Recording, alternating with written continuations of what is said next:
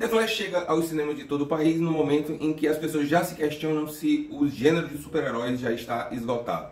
A própria DC Comics amargou 2 fracassos de bilheteria com Adão Negro e mais recentemente com Shazam e apostou todas as fichas neste filme. Nós assistimos o filme ontem. Se você quiser saber o que a gente pensa, fica aí que depois da vinhetinha o Mobilete comenta.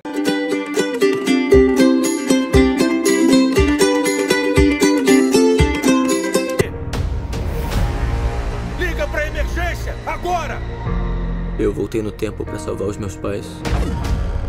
E em vez disso, quebrei completamente o universo.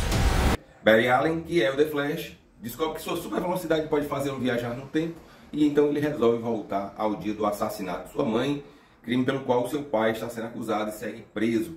Ele resolve então intervir nesse momento e, como só ia acontecer em filmes de viagem do tempo, essa interferência trará uma série de consequências que ele descobrirá ao tentar voltar ao tempo presente. Apesar de The Flash ser conhecido do grande público, ele participou do Liga da Justiça, esse é o seu filme solo, então é o momento de contar um pouco mais sobre sua história.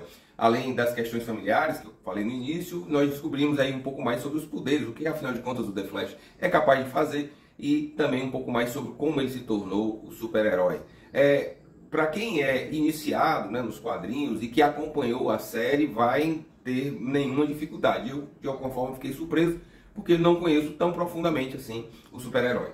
O filme é bom, tem um ritmo interessante, poderia ser um pouquinho mais curto, e o ator principal, Ezra Miller, segura muito bem o papel. Ele, quando volta ao tempo presente, encontra com ele mesmo, antes de ganhar os poderes, numa outra realidade. Nesse ponto da história, além do conceito de viagem do tempo, que de alguma forma é dominado por todo mundo, né, interferência e eventos do passado traz consequências do futuro, ele mistura um pouco com o conceito de multiverso e modifica também a ideia original de nova linha do tempo, criando o conceito de nós temporais, ou seja, que são aqueles eventos que em qualquer realidade, das múltiplas realidades possíveis, desde que você intervém no tempo, sempre ocorrerão. Então, sempre acontecerá um evento daquela magnitude em todos os universos. Sempre haverá um Batman, sempre acontecerá uma morte, sempre acontecerá um evento que define de alguma forma os rumos dos personagens. Falando mais sobre a atmosfera do filme, sem entregar muito, é um filme muito bem humorado, com muitas cenas de ação.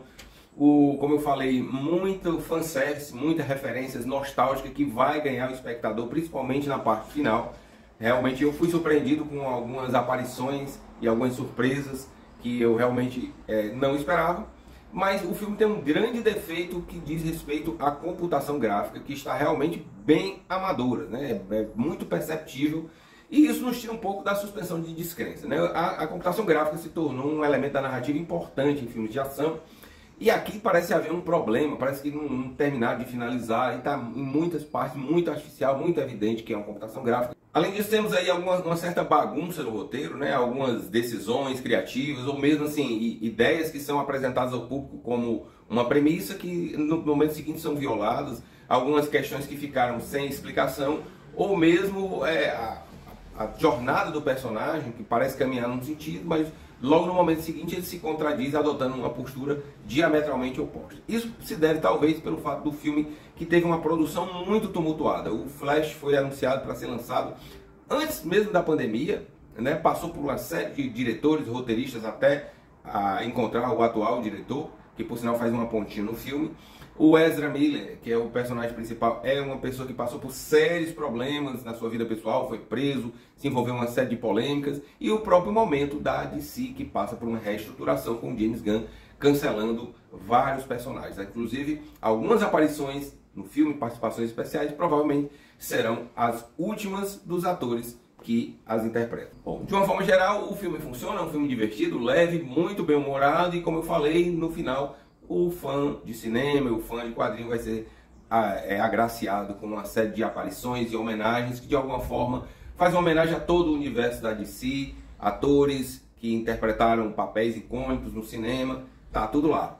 Vá ao cinema e confira por você mesmo, depois você diz aqui o que você achou, tá bom? Valeu, um abraço, tchau. Não importa o que a gente faça, não vai dar pra consertar isso. Não! Ninguém vai morrer!